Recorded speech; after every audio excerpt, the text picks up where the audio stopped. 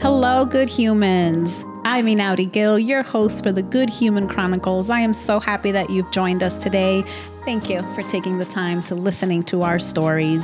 Make sure you follow us, you hit that like button, subscribe, and share all major platforms. You will find the Good Human Chronicles.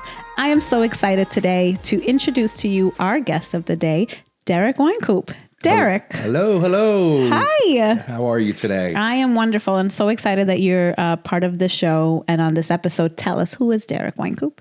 Well, I guess, I could say it through what my career is, 37-year banker in community banking in the Hudson Valley. And, certainly that is one aspect of who Derrik is, but it goes, I guess, deeper than that. Yeah. I am married to my wife, Allison, for 35 years this November. And I have 3 adult children that are my pride and joy. And, so there's different roles and family is as important as my professional career. Yeah. And I would say the third, who is Derrik, is a community advocate and a community champion. I've had the good fortune of having the financial institutions I've worked for believe in community service. So it's given me the platform to really help so many great organizations and be philanthropical and charitable. So it's a nice combination of all those traits. I love that. So many hats. And I want to hear about all of them because as an identified good human, you are on this show. As we know, so many people, we've got those intersections. We are, the father, the husband, the son, the brother, the friend, the executive, the CEO, right? Let's start with the easy one. Okay. Which one is that? Let's start with Derrik, the president and CEO. Is that your official title? Yes. Yeah. And I've been the president and CEO. It'll be 14 years this September. And it is wonderful. I work for a community bank, Walden Savings Bank. We're the 10th oldest mutual in the country, and mutual means that we can give back to the community and our customers. We're not a stock bank that's worrying about, maximizing shareholder value. If we do well, it goes back to the community. It goes back to our employees. Because if you do well, then your community's doing well. Exactly. Yeah. And so there's about 400 mutuals in the country. It's a form of banking that they've written off. They said, these community banks will go by the wayside. But here we are, 153 years later, I'm proud to say. And this model really has a niche, especially in the greater Orange County and Hudson Valley area. And I really found a home when I arrived 14 years ago, for sure. Oh, that's beautiful. And what's it like to be a CEO? Well, being a CEO, no 2 days are ever the same. And that's what I love about it, whether you're helping a borrower reach their dream of home ownership or going to a community event. Yesterday, I went to the Food Bank of the Hudson Valley grand opening. I'm doing this, podcast today. Yeah. I have board meetings and committee meetings, and we're, governing to make Walden Savings Bank the best community bank it can be. So it's versatile. It's different. It's fun. There is some people there's no crying in baseball, and it's kind of like there's no fun in banking. Well, I'm here to tell you there is fun in banking. And, Walden Savings Bank loves to have a good time and loves to help people. And to that point, there's 140 other employees at the bank that help me with the heavy lift of running the bank, as well as 8 board of directors. And, 14 years ago, I certainly found a home here at Walden Savings Bank and have had no regrets. That's awesome. For sure. And what kind of leader are you? I would say, a servant leader. I want to be shoulder to shoulder with my employees. I want them to see that, I might have the luxury sometimes to not do the work, but I can do the work. I want to be there supporting them and lifting them up. So it's, you also sometimes hear it managed by walking around MBWA. I am a leader that, is in the departments, in the branches, in the community. I'm not sitting in my office dictating, this is what the playbook is for Walden Savings Bank. So, I would say that servant leadership, again, just being shoulder to shoulder with our employees in the community is what what I gravitate to. Yeah. And do you do anything to make sure that you're up to date and that you're always growing and that you have this mindset? Because from what I know of you, you have a growth mindset, right? Not just a giving community focus and community base, but also growth. Yeah.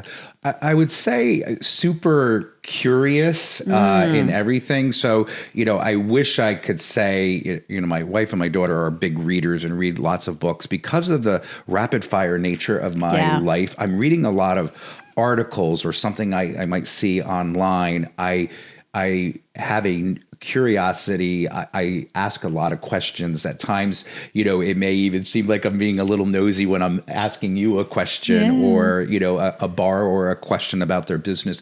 But I have, to have a growth mindset, I think you have to be naturally curious. Yes. And, I know we'll probably talk about my family in a bit, but my mom, who is 90 years old today, was... Happy birthday, thank Mom. you. Yeah, Charlene Wynkoop. But she was like that. I just remember kind of listening into conversations when she'd have friends over, or she was an art teacher, some teachers over, and just a general curiosity, a genuineness, an authenticity.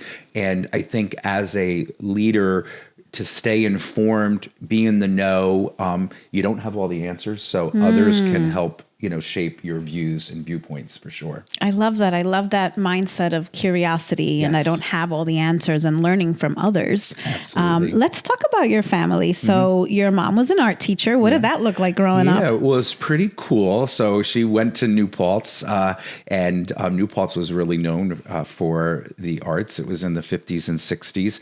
She got her master's in the 60s, and that was kind of the Woodstock era. And just imagine New Paltz at that time. So our house had very many interesting folks that would come over. Summers were spent, going down the train from Beacon and going to art museums. I had a father as well, Robert, who's since passed. But it was a lot of going into the city and really eclectic, interesting people. It's really shaped who I am in my viewpoints.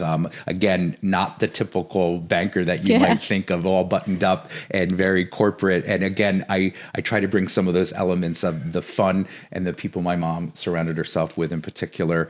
And to this day, she still has a really neat group of friends. And, I attribute a lot, you take pieces of both your parents, but I probably lean a little bit more into my mom and how some of her traits have passed on to me. And I have, again, that natural curiosity and love of the arts. I would say I can't draw worth anything. That makes two of us. But I was more theatrical and musical. Yeah. So I in Marist, and I did some summer stock when I was in my 20s before I got married and couldn't have the time. So I'm more performing arts versus the visual or the drawing. But some of her genetics, I guess, have come to me as well, but in a different, slightly different flavor. Awesome. So for anybody who knows you out there and knows what a, fixture you are in our community, right? And the legacy you're leaving, people see this happy, positive, curious Derrik. But how did you become the person you are today? So often people grow through growing pains. People grow through experiences. Did you have experiences in life that helped shape who you are? Yeah, this is the persona you see that's out there, but I'm here to say, and, we never know what people are going through. We never know what got them to the point that they're at. So as much as there might be a public persona that looks pretty buttoned up and such, that it is, a journey to get there. In my teenage years, and I know we talked a little bit before, we did have adversity in our family that I think has shaped me. I am one of two, myself and my sister Catherine, and she had passed 3 weeks before her high school graduation in a car accident. And this was 45 years ago. So it was a long time ago, but it really shaped, there was, this trauma in the family, which caused us to have to really mobilize and get closer. And I think part of a little bit at that time, my overachiever gene kicked in, because to my parents, seeing a child die, I was the one that was remaining. So I was like, let me just dig into my work and let me dig into being, there for my parents and being successful for my parents. And not that I wasn't prior to my sister's passing, but I think it, when I've talked to people, or therapists or whatever, they've said, that was a very, pivotal moment in my life. And it really even directed where I went to college. I stayed local to Marist College in Poughkeepsie because I didn't want to leave my parents because they had just lost a child So all good things, meaning that Marist was wonderful and being there for my parents was wonderful. But it was something that clearly shaped me at that time. It was a traumatic thing, but we used it to pick ourselves up, shake ourselves off, move forward. And, still, I stay in contact with my sister's friends from high school. They stayed in contact with me. And, and then fast forward, me then having 3 children, Sarah, Christopher, and Matthew, was wonderful also for my parents because, they were able to really immerse themselves in the grandkids. But again, that was a formidable time, or I should say, a very stressful time in the family. Of course. But it really is a lot of who shaped me, of how, I just go nose to the grindstone, get really involved in my work, try to be really successful because that was my initial reaction during that tragedy. And now it's all manifested into really positive actions, but it was certainly very formative at that time. And I appreciate, thank you so much for sharing that, because I think there's a lesson here. And, we all experience events differently, right? We all experience loss, traumatic events differently. And to hear you say that at a young age, right, you had the whereabouts to make the conscious choice of taking on that responsibility, right? But you did. You chose to take the responsibility on of, being the best son you could be for your parents, right? Yeah. Grief didn't eat you up. It didn't, you grieved, you had the pain, you had it all, but you were able to, right? Yeah. Turn it into service. So thank you for sharing that and for being who you are. Yeah. It was part of the journey. So a lot of people don't know. It's often an awkward question. They'll say, "Oh, do you have any siblings?" And I say, "No." "Oh, you were the spoiled only child," or but no. They make the assumptions. But I actually did, have a sibling. So it was, certainly wonderful years growing up. But you build from those experiences, and here I am today, many years later. Yes. So let's talk about today. Let's talk about your strengths and who you are and who inspires you and where you find inspiration. Maybe it's not in the who, but it's in the where. Yeah. I think inspiration, the typical, you can point probably most people to 2 or 3 mentors throughout your life that you just watched them, you looked up at them and you said, I really admire their style, their personality. So certainly, or their charisma or their approach to things. And so certainly, my mom and I had her sister, Christine, who was certainly very instrumental as a family member. And again, this notion of fun and really immersing yourself in your work. I've had some inspirations from bosses. And I would say my middle boss was the CEO of Hudson Valley Credit Union, Mary Madden. She was super tough. And my first job was not that it was easy, but I didn't necessarily have a lot of challenges. And when I arrived at Hudson Valley Credit Union, I was number 2 there as the chief financial officer. And she was tough. And it was almost like I felt like somebody was telling me, this is your lesson to learn, like not everything's really easy. And I'm very good friends with her. And I said, I didn't think you even liked me my first year because, she would really challenge me. And it was a much larger, I was at a small community bank and then went to this $4 or $5 billion credit union with 900 people. So she was challenging me, but I realized it was a little bit of tough love to get me to get the skills to equip me to be a CEO one day, which fast forward, I was there for 8 years and then at Walden. So certainly, and then just friends. I have a deep friend network, and those are who I lean on at any given time. And they all give me different things. As you asked about leadership, some of them are leaders, some of them are just somebody to listen to. I have some friends, which is great. It's great. It's not groupthink. They just agree with what I say. They challenge me. And, yes. Because if you That's so important. if you just go to friends that I call it groupthink, and everybody's drinking your Kool-Aid and you're doing, they don't ever push back and say, did you think of this or what have you? So I've been really fortunate to have those friends. And so again, family, a really good but tough boss and a good friend group, I think were the recipe for my success in leadership. Yeah. And if I were to ask folks, how does Derrik inspire you? How do you think people would answer that? Oh, wow. Well, it's hard to sometimes talk about yourself or what they would say. In preparation for this, I did ask a few people, because you had this thing, what would be 3 words to describe yourself? Yeah. I mean, I like to think I'm, an educator. And what I mean by that is, like, I just don't tell you to do something without the why behind it. And maybe because my mom was a teacher. Another kind of fun fact, when my kids were young, my wife was able to stay home, but we needed a little bit more income. So I was an adjunct professor at Marist and Mount St. Mary College for 13 or 14 years. So, that was something that, was important to me, to be able to be out there and learn. So being that educator, to your question, is, always teaching, always telling the why behind things. And again, we talked about it too. I think they would say authentic or kind of, it's the same thing, curious. I have a general interest, in people, and it's not fake. I'm not just going through the motions of asking you a question because it's, how was your day? How was your day? Great. How was your weekend? Great. Like, no, what did you do this weekend? Like, ask an open-ended question to get something back than the proverbial, oh, it was good.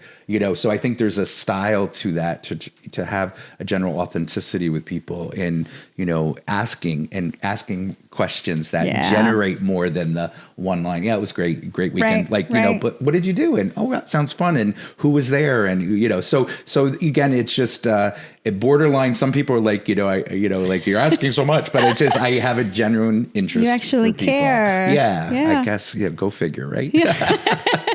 And what does that look like as a partner? What is Derrik as a husband like?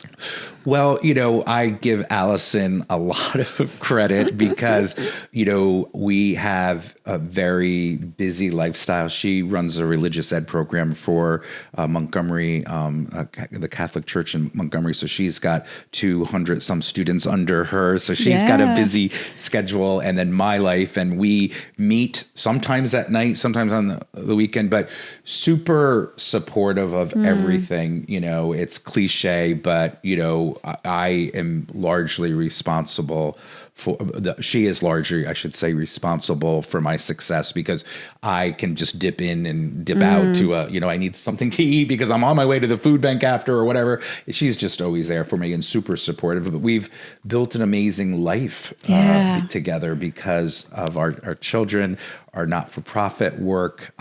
We were just, kind of fun fact, just last week or 2 weeks ago, we were one of the Grand Marshal couples in the St. Patrick's Day Parade in Montgomery. And what I loved about that is they were just picking these people that are couples that have made a big impact. But oftentimes she's in the shadow, right? And I loved that it was a Derrik Allison thing, because, and she does just as much, but mine might have slightly larger platform because we're $1 billion bank versus her religious ed program, but she's also working just as hard. So that was really fun watching her, march down the main street in Montgomery, where she's led, probably thousands of kids over the, I think 10 or 11 years she's been there. So I think, but, to answer your question, it's probably hard being my spouse from time to time. But hey, a marriage has its ups and downs, and we're here to say 35 years later, we are super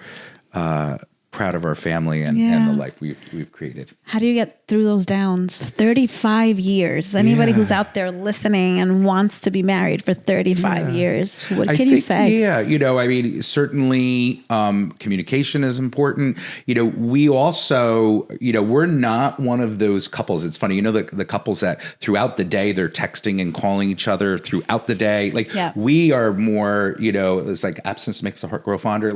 We are we'll come together on a weekend and say, this is kind of what happened in our lives. So we take, the nighttime at dinner when we're together.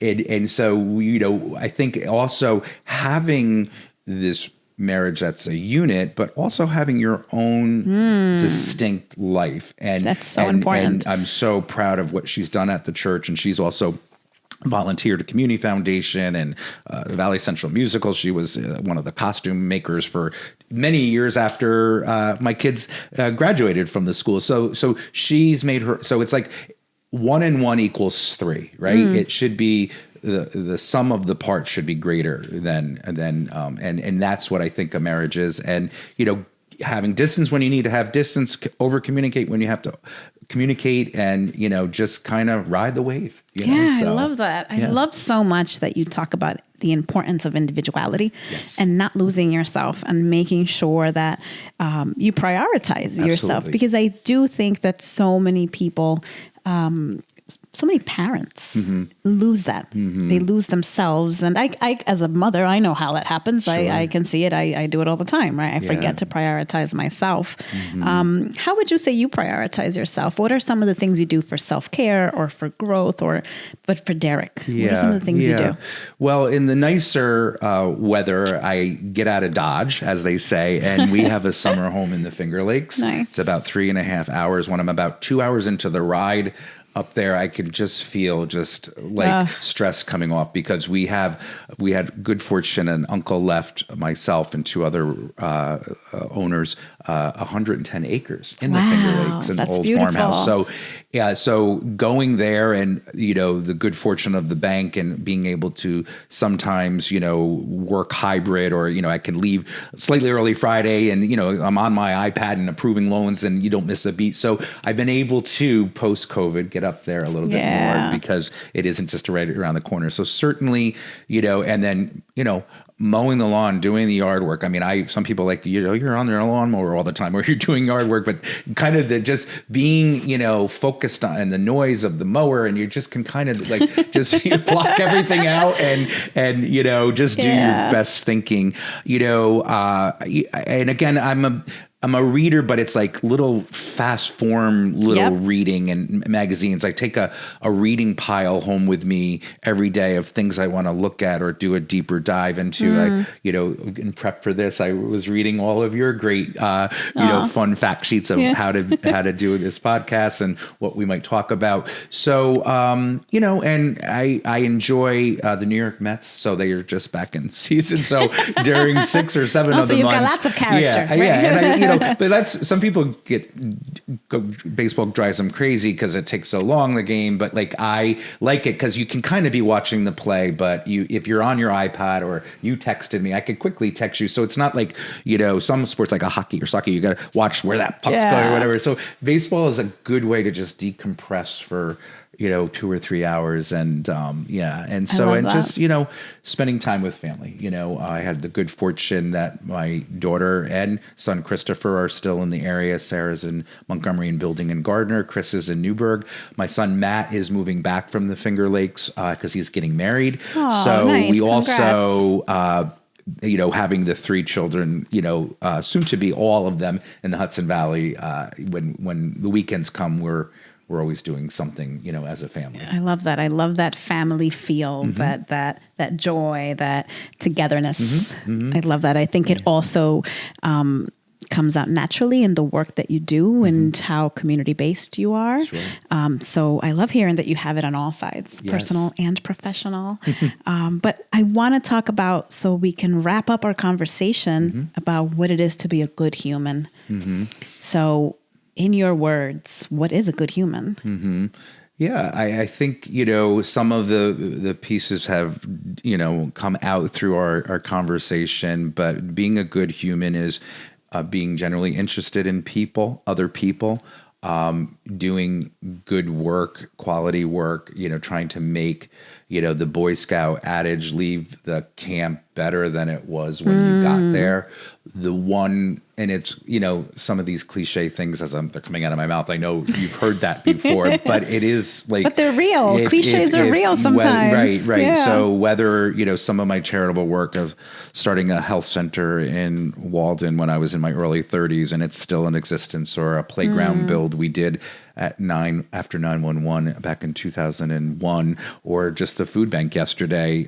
We just had the official opening, and I was co-chair with John Rath of the Capital Campaign that helped raise in total $23 million. So, here was a food bank that had been in Cornwall and had outgrown its space. So now we're in Montgomery, a new space, and so leaving that camp better. And, and if you move on, at least you could look back at your body of work that if I retire in a few years, Walden Savings Bank, had a good 15, 16, 17-year run with Derrik, and you can look back at, the accomplishments. So much of being a good human is just leaving the thing, the activity, the relationship in a better place than it was when you started. I love that. And I want to ask you, and this is a perfect tie-in to the question, for those of us who are out there listening, and for our viewers who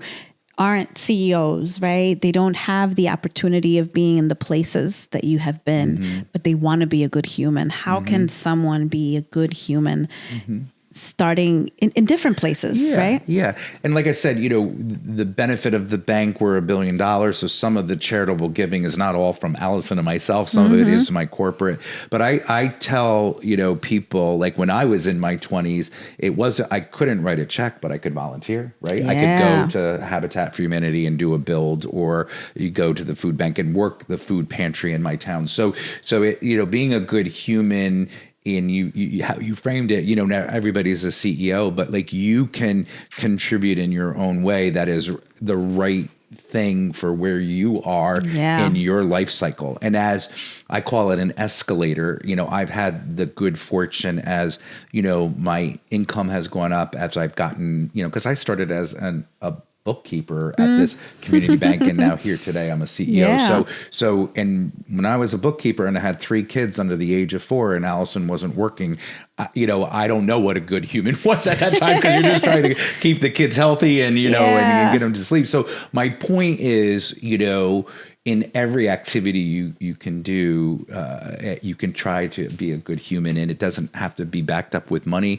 It can just be backed up with authenticity, and just a genuineness. And if you lead with that in every activity, whether it's a friendship, a community group, if you're going to college, how you explore your studies, you will have pretty darn good life. Yeah. For sure, Oh, Derrik, thank you so much for sharing that message.